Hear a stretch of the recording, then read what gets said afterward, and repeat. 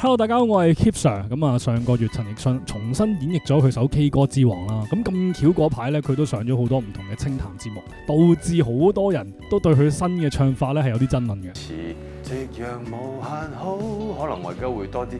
夕陽無限好，即係講嘢唔使咁用力嘅。而家我會覺得講嘢其實唔使嘥咁多力嘅，輕輕地。好似會動聽啲。你頭先提到 K 歌之王啦，我喺度諗，你當其時錄同你今時今日唱係有啲咩唔同嘅咧？係啊，係好唔同嘅其實，因為我記得我錄 K 歌之王，而家我好難用一個小男人嘅心態唱。有時都要提自己，我唔可以太過偏離嗰隻歌本身嘅個 message。喂，佢係一個小男人嚟喎，即係呢隻歌嗰份歌詞，雖然你係 You're older and wiser，but 你要用翻嗰個，你要唔可以離開佢個 storyline 噶嘛都。相信送給你要幾百萬。要去評論佢唱得好唔好，我覺得要回歸翻事情嘅基本先。究竟你哋係點認識 K 歌之王呢一首歌？我問咗3個年齡層嘅學生啊，普遍30歲後嘅學生咧，都係會同我講，其實佢喺前幾年嘅幸福摩天輪開始已經上緊位㗎啦。你問我係幸福摩天輪咯，因為嗰隻攞咗叱咤我最喜愛歌曲啊嘛。咁直到 K 歌之王一出嘅時候咧，可以話成為咗代表作啦。就好似你一講謝安琪就諗起喜帖街，我一諗起張天賦，我淨係諗起呢首。所以我對你在着緊，君子之間釋放我這狂熱內心。而20至30歲嘅人呢，有好多都竟然係同我講，就係因為聽過黃宗澤唱，所以先認識呢首歌嘅。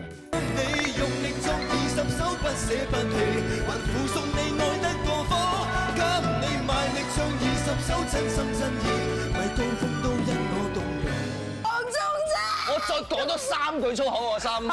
而最特別咧就係我問咗2個18歲以下嘅學生，咁其實而家嘅學生咧幾兩極㗎，有一啲就係咧完全唔聽廣東歌，唔聽香港歌；有一啲咧就係淨係會聽廣東歌。佢哋不約而同都係講唔知點解㗎，好似成日都有人播，周街都有人播，咁所以未識咯。因此先下今日第一個結論，就係唔同年齡層嘅人對於 K 歌之王呢一首歌嘅期待值都係完全唔同嘅。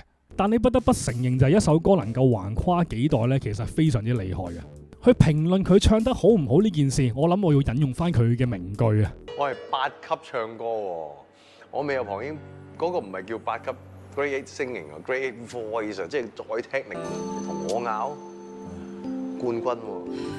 首先有啲人認為佢唱得太大力，我會好直接用一個觀點去話俾你聽，其實人聲只不過係一首歌，一個音樂入邊嘅其中一件樂器，而陳奕迅最勁嘅地方就係佢可以因應唔同歌嘅曲風編曲去改變自己嘅聲音發聲技巧，去融合首歌度。我認為呢一個咧亦都可以作為一個切入點，去諗下其他你認識嘅歌手，唔同年代、唔同層面都可以噶。你會發現其實唔多歌手可以做到呢一樣嘢噶。就算個歌手本身明呢個道理，都唔等於佢可以做到嘅。當然以上嘅講法啦，係要你本身都 buy 佢唱歌先啦。即係如果本身你對佢都冇好感嘅話咧，其實講乜都係嘥鬼氣嘅。就好似呢排我喺 Fred 度聽到呢首歌咧，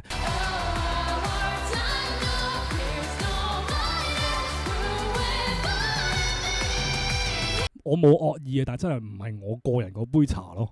頭先講到陳奕迅啦，就好識得因應翻個曲風去改變自己嘅唱法啦。咁因此，其實你要去欣賞佢嘅歌呢，其實必須要了解佢首歌背後嘅編曲方法，甚至乎係佢點樣去解讀首歌，咁你先至可以攞到最大共鳴嘅。承接翻頭先佢講嗰句嘢啦，都唔知你哋識唔識嘅。其實呢句嘢唔係串緊你，我覺得係真係一句疑問句嚟嘅。可能佢真係覺得，其實你哋知唔知我想做啲咩嘢㗎？唔知唔緊要，今日就係想同你再去重新品味下呢一首歌啊！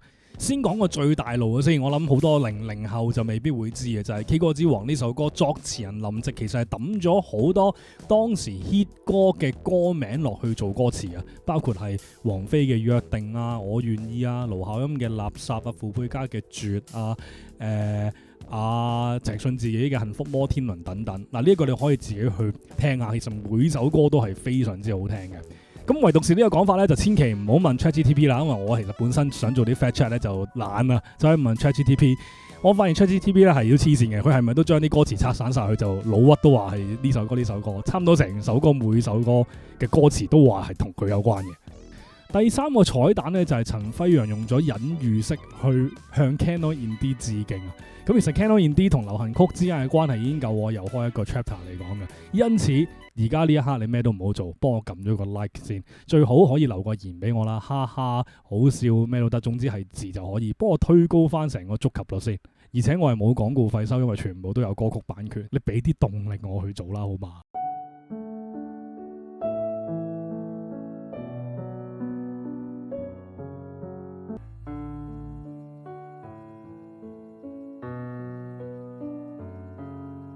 咁啊，題外話講埋啊，呢首歌咧 in D key 啦 ，Canon in D 都係 D key 啦。咁其實呢啲係我會員頻道嘅內容嚟嘅。不過講開唔爭在，你會見到咧開頭第一段咧，佢17秒開始啦，佢就係用咗 Canon in D 嗰個伴奏方法㗎，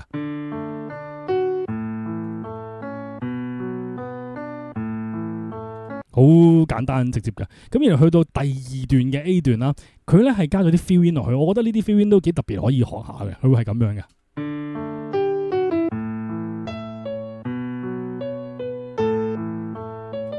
OK， 咁呢個位幾特別㗎，佢開頭就用咗啲 chord，然後佢加咗 fill in，chord 加 fill in，chord 加 fill in，咁成件事就係去呼應翻落去嗰個 Canon in D， 即係將 Canon in D 變做 pop song 嘅一個過程咁嘅做法啦，嚟多次下。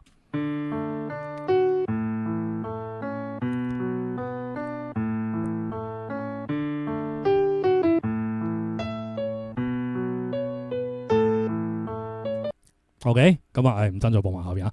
跟住頭先咪講咗一個係玩 chromatic 嘅 chromatic 呢位，佢都用咗個幾靚嘅編曲方法㗎。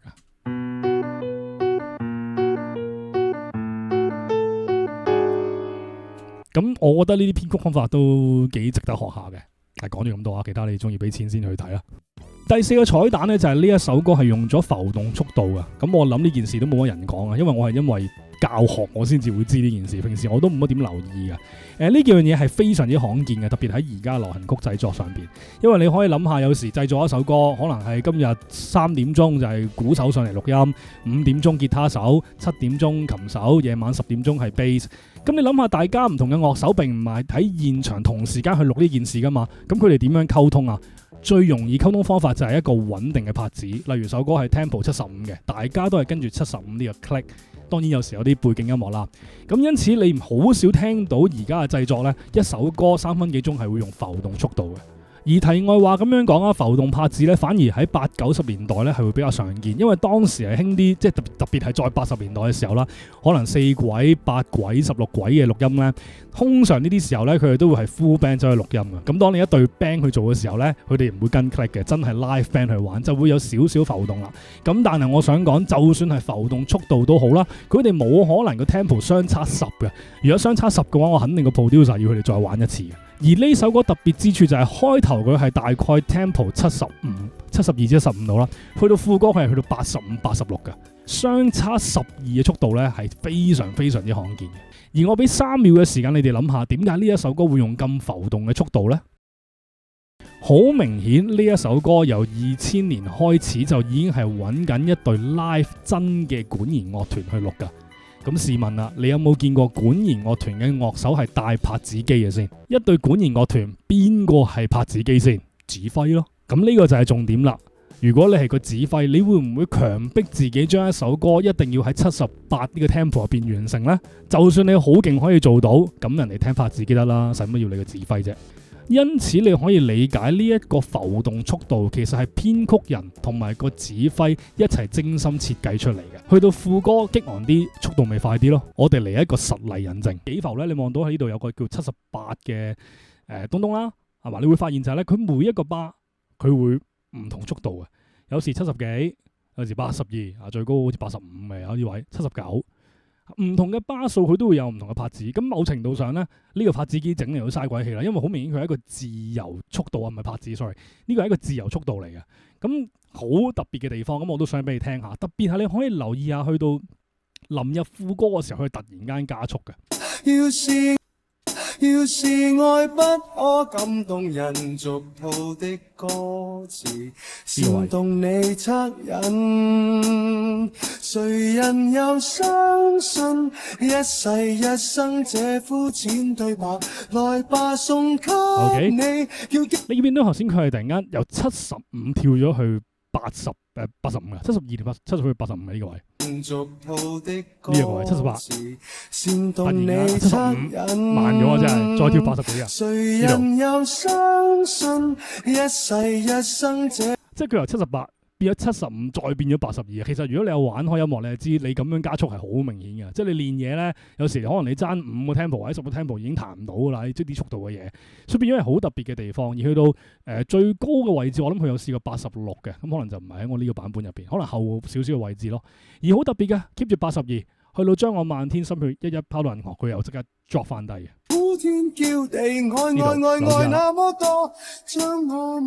速啦，再減速啦，再減速啦，減速啦。OK。咁由於喺流行曲上邊真係好少見過浮動速度咁大，咁所以變咗咧，我整咗2條 sound track 俾你哋玩嘅，一條就係 C key， 一條就係 D key。咁因應翻你自己程度啦，可以去我網站嗰度攞嘅。你真係親身去感受完，你就會明白點解佢會加速咯。因為嗰個位要激昂啊嘛，佢就用咗速度去再更加帶動佢激昂。平時我哋聽歌，如果你要激昂，你會點激啊？咪可能好多樂器一齊做啲好嘈嘅嘢。咁但係呢首歌係再多咗一個 dynamic 俾佢嘅，就係佢速度上好似一個呼吸咁樣樣。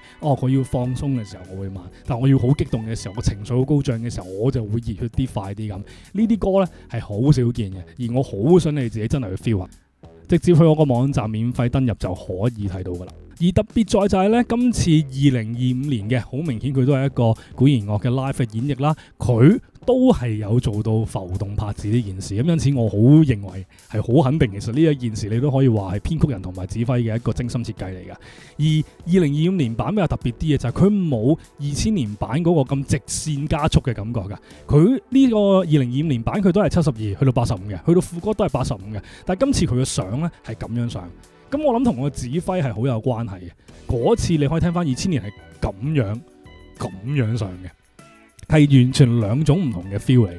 我諗我講完咁多彩蛋俾你聽呢，你就會明點解我覺得呢首歌其實係一個藝術品嚟嘅，因為佢真係可以細微嘅地方實在太多啦。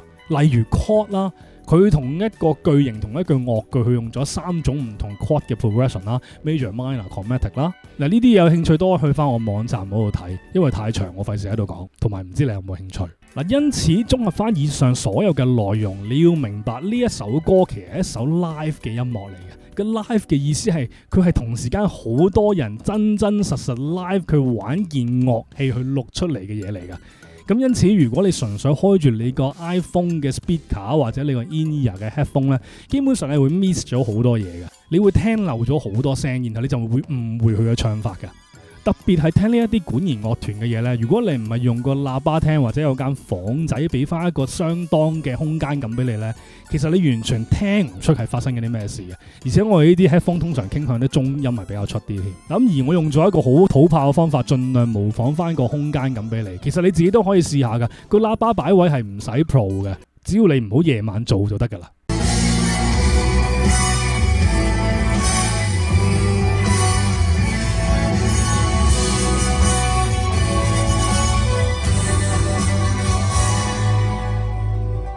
如果你明白到呢個編曲喺現場聽嘅震撼程度，你就會明白點解佢後段會唱到咁用力，甚至乎會明白點解佢當時喺 live 聽完自己會流眼淚嘅。